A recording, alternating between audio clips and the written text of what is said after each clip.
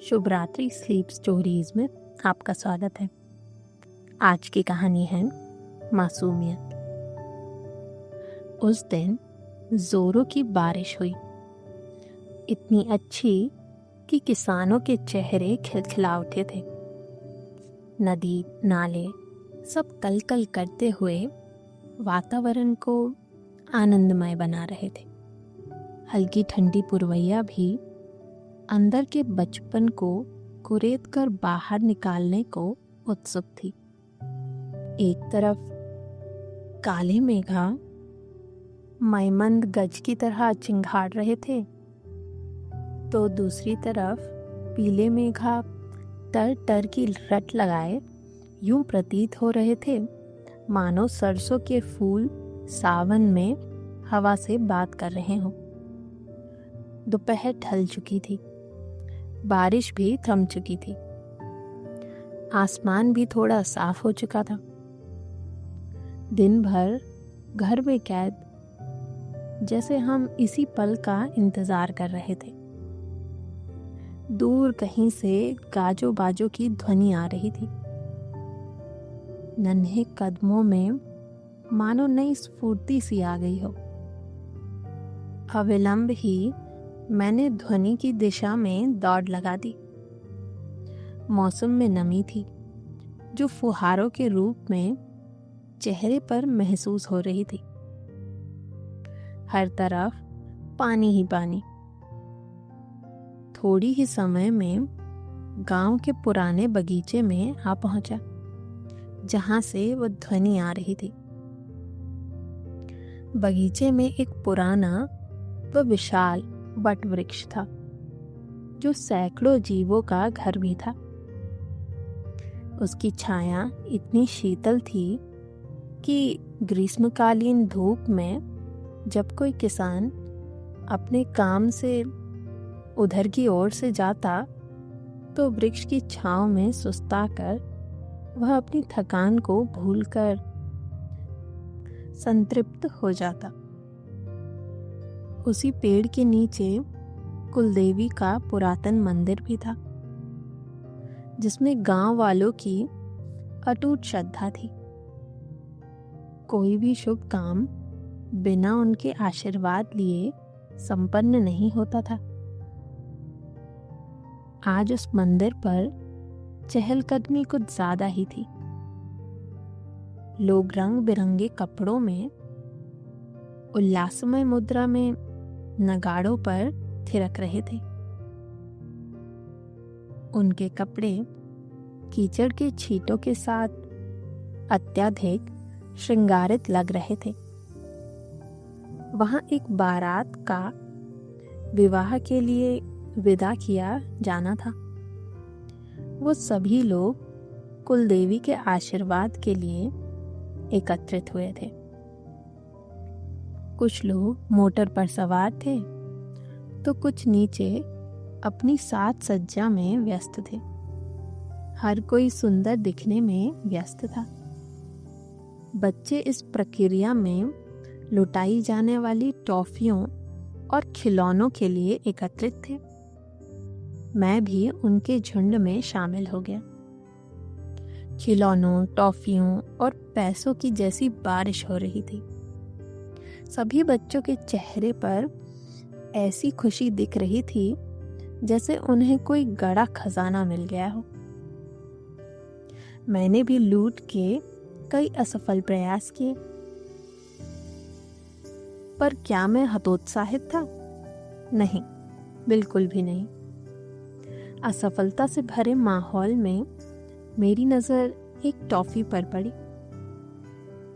जिस पर किसी की काक दृष्टि नहीं पड़ी थी, क्योंकि बरगद के एक पत्ते ने उसे अपनी छत्र छाया में दुनिया की बुरी नजरों से छिपा कर रखा था। मुझे ऐसा लगा मानो जैसे वो टॉफी पत्ते के छोटे से सुराख से मुझसे यह कह रहा था, मुझे खाने का हक सिर्फ और सिर्फ तुम्हारा है। अगले ही पल वो टॉफी मेरे मुंह में थी। पर यह क्या, टॉफी के नाम पर मुझे धोखा दे दिया गया। जहां मैंने खट्टे मीठे संतरे, आम और अमरूद के स्वाद वाली टॉफी के स्वाद रूपी नदी में जीभ रूपी नाव में सवार था, पर वास्तविकता यह थी कि मुझे मिला शक्कर से भी ज्यादा मीठा और सिर्फ मीठा टुकड़ा, जिसका स्वाद तनिक भी लुभावन न था, पर मेरे लिए किसी राजा द्वारा जीते गए साम्राज्य से कम न था। आखिर इतने मेहनत का स्वादहीन फल था। टॉफी खाते ही मैं झुंड से बेगाना हो चला। मेरी चाल तो ऐसे खो गई थी मानो स्वयं काशी नरेश अपने क्षेत्र में विचरण कर रहे हैं। हमारा गांव कोई वैश्विक गांव ना था। वहां आत्मीयता जीवित थी और हर कोई बहुत दयालु था। घर की महिलाएं सूप और मूसर से विभिन्न मान्यताओं का पालन करते हुए कुछ न कुछ मांगलिक क्रियाएं कर रही थी। पीछे कुछ औरतों का झुंड एक स्वर में लोकगीत का गायन कर रही थी, जो सुनने में कुछ कम मधुर पर भावपूर्ण था। कुछ महिलाओं की आंखें भी नम थी। शायद उनमें से एक दूल्हे की माँ थी, जिसकी आंखों में नमी में मौसम में भी हलचल पैदा कर दी थी।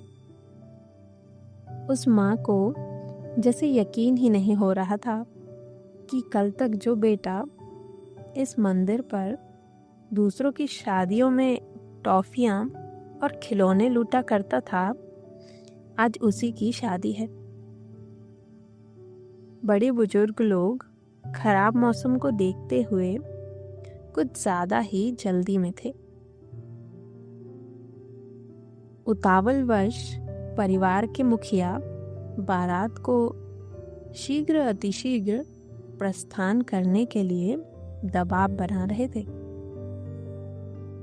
यह वह समय था जब बच्चों को स्कूल भेजने से पहले गृह शिक्षा दी जाती थी, और हमारे परिवार का पड़ाव अध्ययन क्षेत्र से होने की वजह से वह गृह शिक्षा का ही योगदान था कि स्कूल शिक्षा शुरू होने से पहले ही मुझे शब्दों, मात्राओं और वाक्यों का ज्ञान हो चुका था, और उस ज्ञान को और प्रकाशित करने के लिए दुकानों, सड़कों और अन्य जगहों पर लिखे बोर्ड या इश्तिहारों को पढ़ता था। पढ़ने के उस क्रम और उत्सुकता में मेरी नज़र उस मोटर पर पड़ी जिसमें दूल्हा बैठा हुआ था, रुपयों के माले के बोझ से दबा हुआ और माथे पर तिलक लगाए। दूल्हे के मोटर पर लेख से आभास हुआ कि वहां सुमित लिखा हुआ है। मन ही मन नई नई अभिलाषाएं अंकुरित होने लगी। जान पड़ता था कि इस बारात से ना जाने कौन सा रिश्ता था जो मुझे अपनी ओर खींचा जा रहा था। सुमित, यह नाम बहुत खास था मेरे लिए, क्योंकि यह मेरे मामा का भी नाम था, और बालमन में यह समझ बैठा कि यह मोटर मेरे मामा जी की है और मुझे उस मोटर में बैठ के मामा के यहाँ जाने से कोई मना नहीं करेगा। बालमन करत हट हजार, फिर उधर जिधर मन करे पुकार। चंचल मन को कोई तो समझा देता कि सुमित नाम का केवल एक ही व्यक्ति नहीं है इस दुनिया में। बालमन बारात में जाने का संकल्प ले चुका था। पर घर वालों से आज्ञा लेना भी बहुत आवश्यक था। नन्हे कदमों ने घर की ओर फिर एक दौड़ लगाई। कुछ ही समय पश्चात मैं घर पर था। दादी माँ के कमरे में उनके बिस्तर पर पैर की तरफ बैठकर उनको मनाने का दौर शुरू हुआ। पैरों को धीरे धीरे दबाना शुरू किया तो दादी ने अपनी मुद्राओं को बदलते हुए मेरे सर पर हाथ फेरते हुए पूछा, दादी क्या हुआ बेटा, आज दादी की सेवा की कैसे सूझी? जो बालक मेरे पास कभी कभी 2 मिनट भी स्थिर न बैठता था, आज उसका इतना विशाल हृदय परिवर्तन, क्या बात है बेटा? मैं, दादी मैं बारात में जाऊंगा। दादी, लेकिन बच्चे अभी तो तुम्हारे बारात में बहुत समय है और तुम अकेले थोड़े ही जाओगे। बारात में तुम्हारे पिताजी, बाबा, सारे सदस्य भी जाएंगे तुम्हारी बारात में। मैं, हट दादी, तुम बहुत नादान हो, कुछ समझती ही नहीं। जो बारात कुलदेवी के मंदिर से जा रही है, मुझे उसमें जाना है। दादी, तुम्हारे पिताजी और बाबा दोनों शहर गए हुए हैं और मैं भी बूढ़ी हो चली। ऊपर से मेरे पांव का दर्द, चलते भी ना बन रहा है। इस बार नहीं जाओ, पर जब कोई और बारात किसी और दिन जाएगी तो तुम्हें मंदिर तक जरूर ले चलूंगी। मैं, माई तुम जानबूझकर सीधी बन रही हो। मुझे वहां जाना है जहां यह बारात जा रही है। यह बारात भीवापुर जा रही है, मेरे मामा के घर। दादी, तुमको कैसे पता कि बारात तुम्हारे मामा के यहाँ जा रही है? मैंने मोटर पर पढ़ा, उस पर सुमित लिखा हुआ था। दादी, अरे तो क्या सारे सुमित तुम्हारे मामा ही हैं क्या? और कोई सुमित नहीं हो सकता क्या? दादी के चेहरे से स्पष्ट प्रतीत हो रहा था कि व्यर्थ समय क्यों व्यतीत कर रहा है। मैं तो तुम्हें जाने न दूंगी। पर यह समय चेहरे की भंगिमाओं की छानबीन का ना था। समय था कुछ जुगत बनाने का, ताकि शादी में जाने का अवसर बन सके। मुझे कुछ ना सूझा। मैंने नंगे पांव सरपट मंदिर की ओर दौड़ लगा दी। मन आत्मविश्वास से ओतप्रोत। बस एक ही लक्ष्य था जिसे कोई मुझे हासिल करने से रोक नहीं सकता था। उम्र छोटी थी मगर इरादे हिमालय से भी ऊंचे। हांफता हुआ मैं मंदिर पर आ चुका था। कलेजे पर ऐसा महसूस हो रहा था मानो कोई गर्म छुरी फेर रहा हो। हड़बड़ाहट में मैंने यह भी सुनिश्चित नहीं किया कि यह पिछली बारात नहीं, अपितु दूसरी बारात थी जिसका गंतव्य कहीं और था। इसमें मेरी गलती नहीं थी। सामान्य तौर पर सारे बारात का दृश्य सदियों से ऐसा ही रहा है, बस दूल्हे बदलते चले जाते हैं। सारे मोटर और गाड़ियां लोगों से खचाखच भर चुकी है। उनमें पैर रखने के लिए भी रिक्त स्थान नहीं था। मौसम कभी भी रौद्र रूप ले सकता था। चारों तरफ गुप्त अंधेरे का साम्राज्य सब कुछ अपने आगोश में ले लेने को बेताब था। मुख्य विवाह अधिकारी यानी दूल्हे के पिताजी इतनी जल्दी में थे मानो वो खुद ही मोटर चला के रवाना हो लेंगे। एक पुरानी महानगरी बस छूटे हुए और गैर पारिवारिक लोगों को भर रही थी। मैंने भी बस के अगले दरवाजे से अंदर की ओर घुसने का प्रयत्न किया, पर सफल भी हुआ। बस में भीतर प्रवेश करने पर यहाँ का मामला और भी गंभीरता के शिखर को छूने लगा।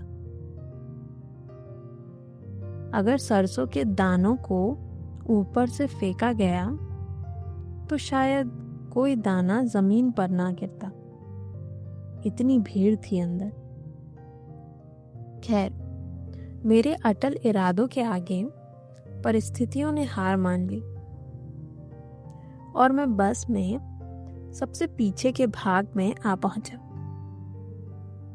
वहां मेरी उम्र के कुछ और भी बच्चे थे, पर वो मुझे बिना चप्पल और नए कपड़ों के देख अपना मुंह ऐसे बिचका रहे थे कि मैं किसी और दुनिया से अभी टपका हूं।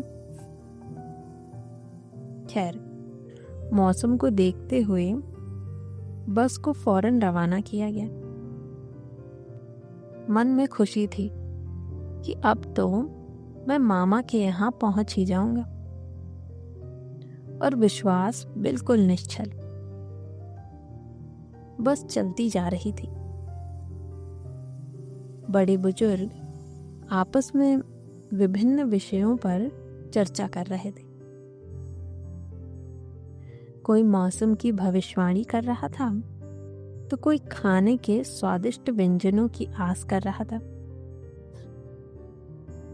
एक बात तो स्पष्ट थी कि किसी का ध्यान मेरी तरफ नहीं गया। मैं भी नहीं चाहता था कि कोई मुझसे किसी भी विषय पर पूछताछ करे। ऐसे करते हुए हम आधा रास्ता तय कर चुके थे और कुछ बुजुर्ग लघु शंका के समाधान के लिए बार बार चालक पर दबाव बना रहे थे। खैर, एक अंधेरी पर खुली जगह पर सारी गाड़ियां रुकी। लोग अपने अपने क्रियाकलापों में व्यस्त हो गए। झिंगुर भी गीतों से बारात का स्वागत कर रहे थे। गाड़ियों से निकलती रोशनी अंधेरे को कुछ छीड़ जरूर कर रही थी। मैं बस में ही बैठा हुआ था। मुझे किसी में भी कोई रुचि ना थी।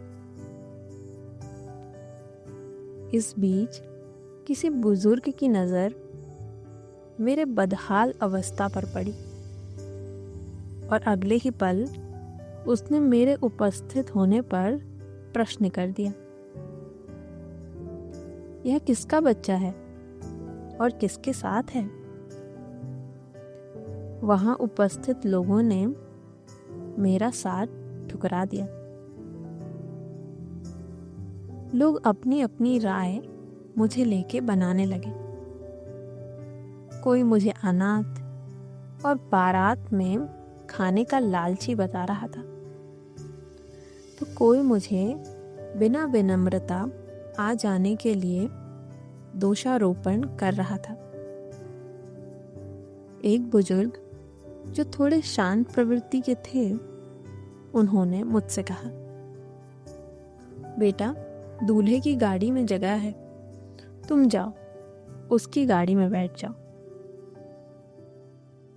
जिस प्रकार एक शिकारी शेर को पकड़ने के लिए जाल बिछाता है, ठीक उसी प्रकार उस बूढ़े काका ने शब्दों से निर्मित छल के चक्रव्यूह का निर्माण किया।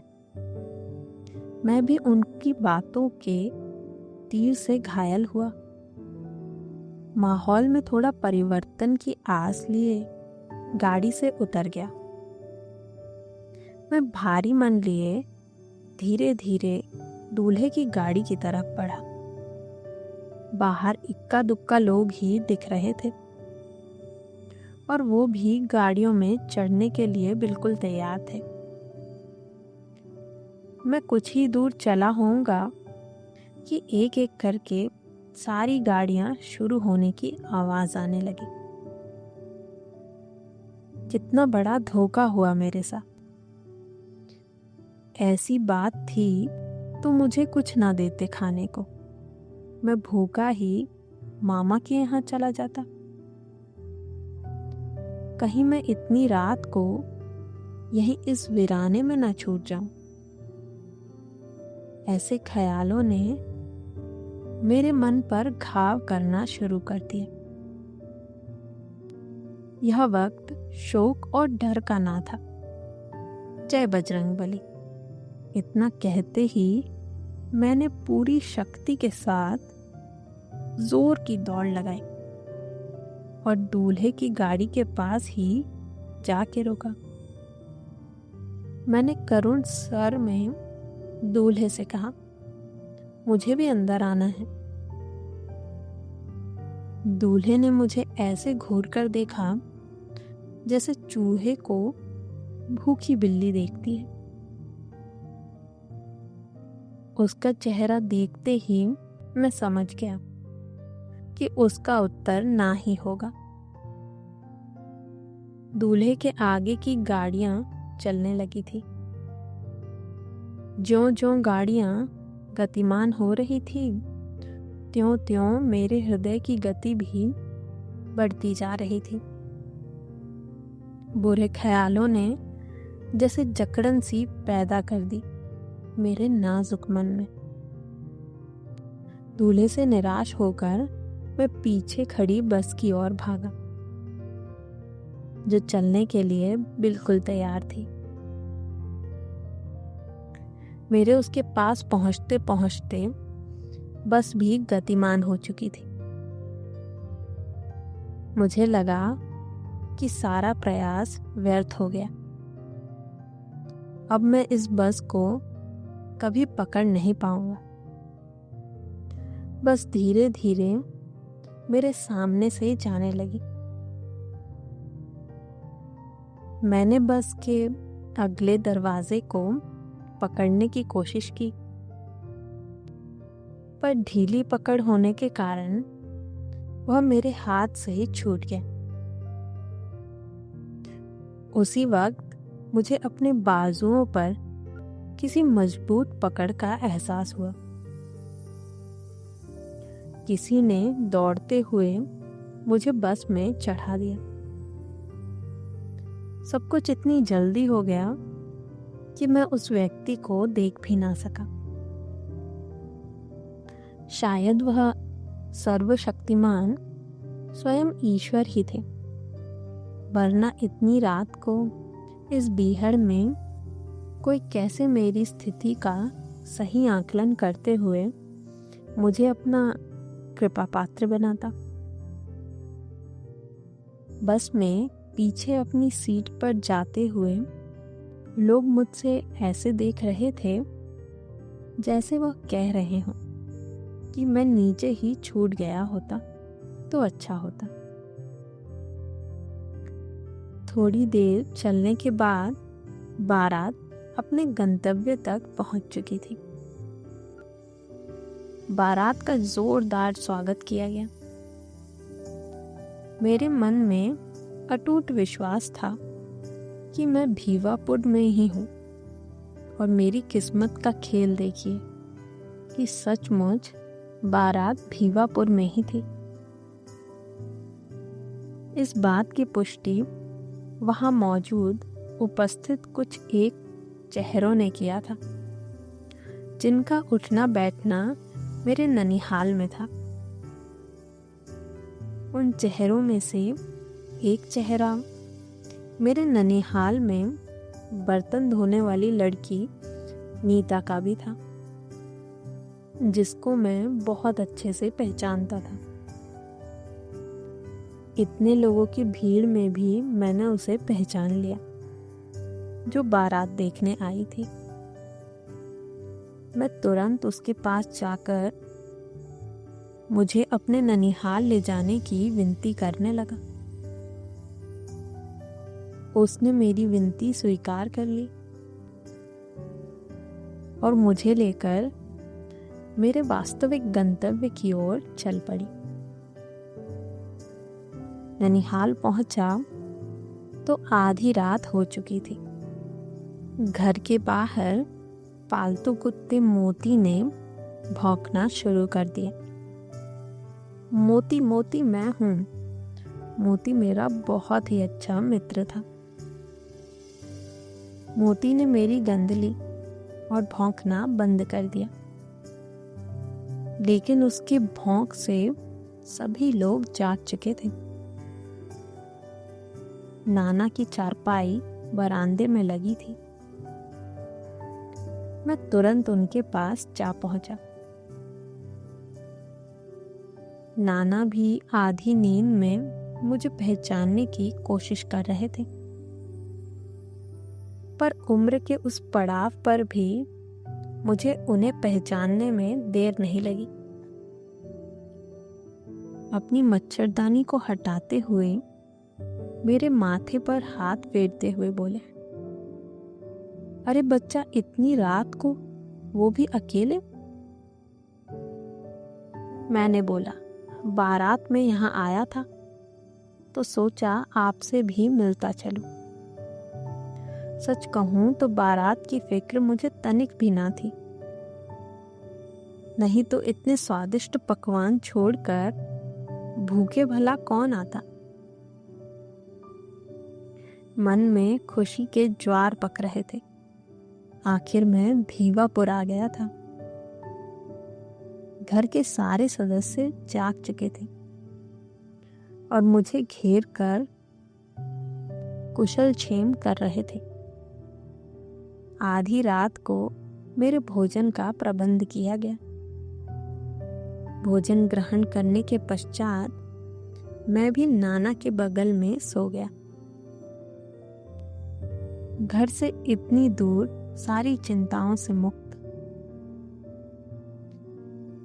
इधर घर पर कोलाहल मचा हुआ था।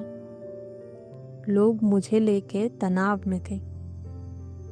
मेरी माँ का रो रो कर बुरा हाल हो रखा था। बाबा जी सबको ढांढस बंधाते हुए खुद को नहीं रोक पा रहे थे और अश्रुधारा उनकी आंखों से फूटकर मटके के जल के समान गिरते ही चले जा रहे थे। इतनी छोटी उम्र का बच्चा आखिर कहाँ चला गया होगा। किसी अनहोनी की आशंका सबको खाई चली जा रही थी।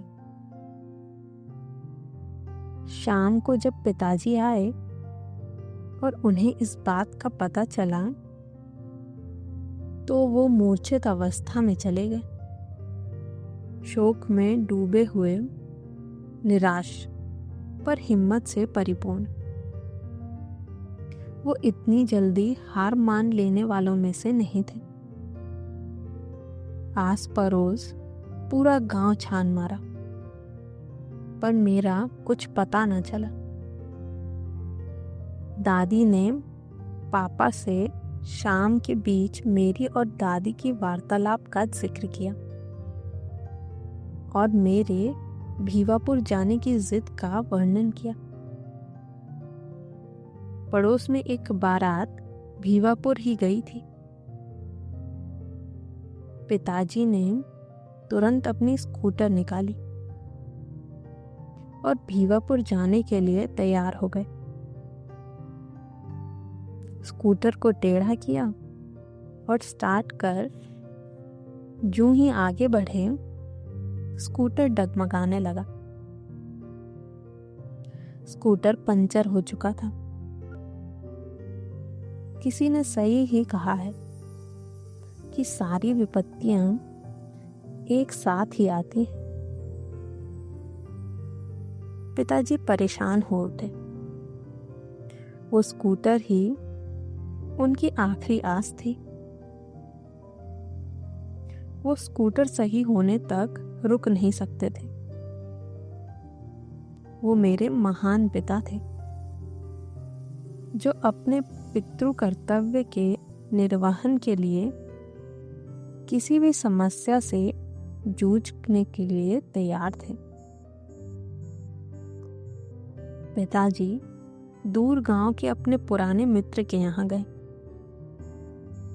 और उनसे सारी स्थिति बताई। उनके मित्र ने अपनी राजदूत निकाली और दोनों ने भीवापुर की ओर प्रस्थान किया। मिथिलेश, मिथिलेश ऐसे चिल्लाते हुए मुझे आवाज सुनाई दी। मेरी नींद खुल गई। देखा तो आंखों के सामने पिताजी का गुस्से से लाल चेहरा। मैं डर गया था। पिताजी बहुत गुस्से में थे और उनका गुस्सा जायज भी था, पर एक संतुष्टि की झलक उनके गुस्से के हाव भाव को तोड़ मरोड़ रही थी। वह संतुष्टि उन्हें मुझे सकुशल देख लेने के बाद हुई थी। संयमित डांट पड़ी। नाना ने मेरा बचाव करते हुए पापा को ऐसा करने से रोका। वह बोले, मिथिलेश अपने नाना से मिलने आया था। मासूम बच्चा है, उसे पता ही नहीं था तुम ऐसे परेशान हो जाओगे। पिताजी मुझे अपने साथ घर ले आए। घर पर सभी लोग परेशान थे, पर मुझे देखकर उनकी परेशानी थोड़ी कम जरूर हो गई थी, पर रोना धोना बढ़ गया था। बाबा को देखते ही मैं उनसे लिपट गया। उनसे लिपटकर मेरा मन बिल्कुल ही हल्का हो गया था। घर में जाने पर माँ मुझे पकड़कर और भी रोने लगी थी। उन्होंने ना जाने कितने देवी देवताओं से मन्नतें मेरी सकुशल वापसी के लिए मांग रखी थी और उन्हें पूरा करने का समय शुरू हो चुका था।